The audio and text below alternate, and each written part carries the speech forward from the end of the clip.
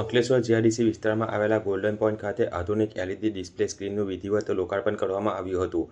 આ પહેલથી ઉદ્યોગ વિસ્તારમાં અને આધુનિક અને સુવિધાસભર બનાવવા દિશામાં મહત્વપૂર્ણ પગલું માનવામાં આવી રહ્યું છે. કાર્યક્રમ દરમિયાન જીઆઈડીસીના regional manager Vikas Patel, notified area ઓથોરિટીના ચીફ ઓફિસર ચિંતન પટેલ, ઉદ્યોગ મંડળના પ્રમુખ વિમલ જેઠવા, નોટિફાઈડના ચેરમેન પ્રબોધ પટેલ, સેક્રેટરી નિલેશ પટેલ તેમજ ડિજિટલ કમિટીના ચેરમેન યોગેશ પટેલ સહિતના આગેવાનો ઉપસ્થિત રહ્યા હતા.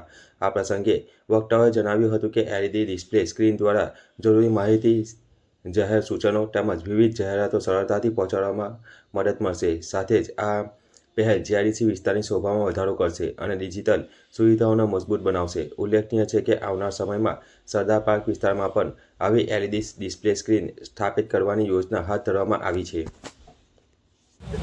એક આ એલઈડીની જ્યારે આપણે લોકાર્પણ કરવા જઈ રહ્યા છે ત્યારે લગભગ આજથી 12 થી 13 વર્ષ પહેલાં હું અને અત્યારે મારા મિત્ર ઉપસ્થિત આ દુનિયામાં નથી એવા જયેશભાઈને યાદ કરું છું.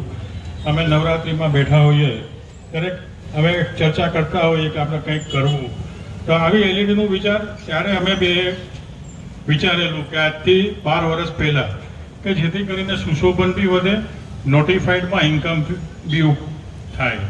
તો આજે જે એલઈડી આપણે અહીંયા લોકાર્પણ કરી છે એ હું મારા પરમ મિત્ર સ્વર્ગસ્થ જયેશભાઈને ડેડિકેટ કરું છું. બીજું, આ એલઈડીમાં એસોસિએશન જીઆઈડીસી નોટિફાઈડનો બી એટલો જ ફાળો છે. સંયુક્ત ઉપક્રમે આ એલઈડીનું લોકાર્પણ કરવા જઈ રહ્યા છે. ભાઈ શ્રી યોગેશે જેમ કીધું એમ તમામ ઇન્કમ કોઈ સારા પ્રોજેક્ટમાં વપરાશે, નોટિફાઈડના સહિયારાથી થશે અને લગભગ 1 વર્ષની અંદર આ એલઈડી ફ્રી થઈ જશે. આવી જ બીજી એલઈડી ટૂંક સમયમાં સરદાર પાર્ક પર લાગવા જઈ રહી છે. તો અત્યારે વધુ માહિતી આટલી જ છે મારી પાસે. તો અત્યારે હું મારી વારીને વિરામ આપું છું.